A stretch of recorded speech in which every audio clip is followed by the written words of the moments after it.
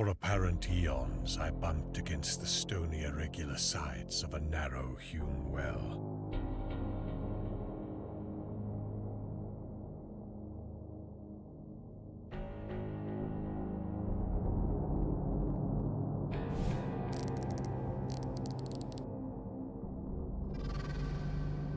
My nostrils were assailed by a scarcely definable menace, a creeping odor of damp and staleness, curiously.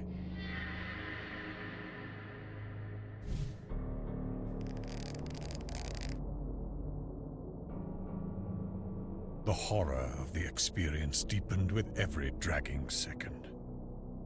Then, the mental cataclysm came.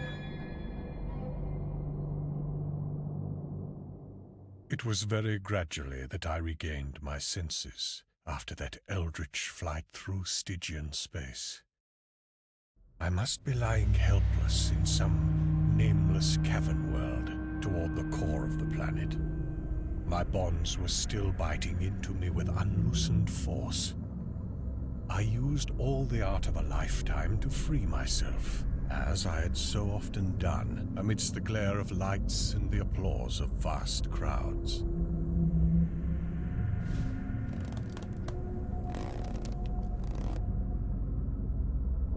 When I was finally free, I peered diligently in every direction, yet met only an ebony blackness.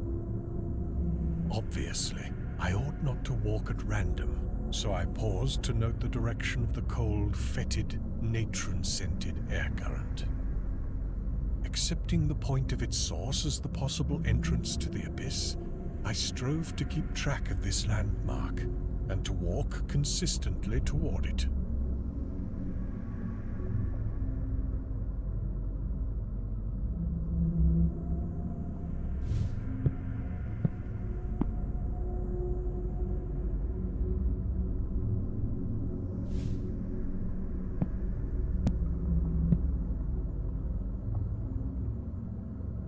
Once my head struck against a hard object. It was the base of a column of unbelievable immensity, whose surface was covered with gigantic chiseled hieroglyphics.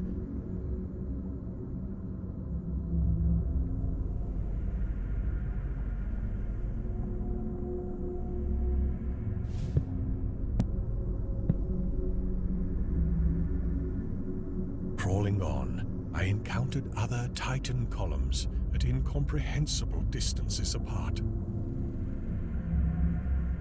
Suddenly, I began to hear, faintly and afar off, the morbid and millennial tramping of the marching things. It was hideous that footfalls so dissimilar should move in such perfect rhythm. The tramping drew nearer. Heaven save me from the sound of those feet and paws and hooves and pads and talons.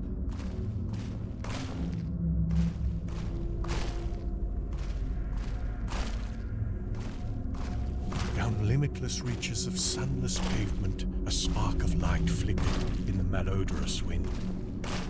I drew behind the enormous circumference of a cyclopic column that I might escape for a while the horror.